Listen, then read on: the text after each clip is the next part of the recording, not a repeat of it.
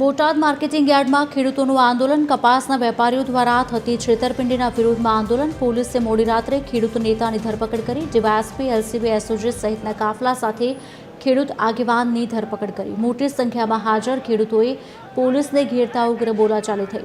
ગઈકાલ સવારથી હજારોની સંખ્યામાં ખેડૂતો વિરોધ કરી રહ્યા હતા. માર્કેટિંગ યાર્ડમાં કપાસની હરાજી બંધ કરાઈ. બોટાદ મુકામે જે ખેડૂતના જે ભાવ મુદ્દે, જે કડદાના જે મુદ્દે ખેડૂતોને લૂંટવામાં આવે છે એના વિશે ખેડૂતોમાં ખૂબ રોષ છે. આના માટે ખેડૂતોને ન્યાય આપે એ જ માંગણી છે અને આમાં ન્યાય નહીં આપે અને અમારા આગેવાનો જે ગોંધી રાખવામાં આવ્યા છે એને તાત્કાલિક ન્યાય આપે, નહીંતર આનાથી જે જન આંદોલન બોટાદ મુકામે થશે. છેલ્લા ઘણા વર્ષોથી બોટાદ માર્કેટિંગ યાર્ડની અંદર કડદા પ્રથા એટલે કે ખેડૂતો સાથે મોટો અન્યાય થાય છે.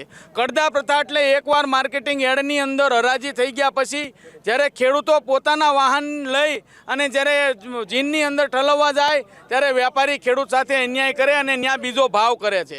જ્યારે આ ખેડૂતોને ન્યાય અપાવવા માટે ખેડૂત આગેવાન રમેશભાઈ મેર હોય કે રાજુભાઈ કરપડા હોય છેલ્લા 2 દિવસથી સંઘર્ષ કરતા હોય. એની સામાન્ય માંગણી છે કે આ ખેડૂતોને પૂરતા ભાવ મળે, કડદા પ્રથા બંધ થાય.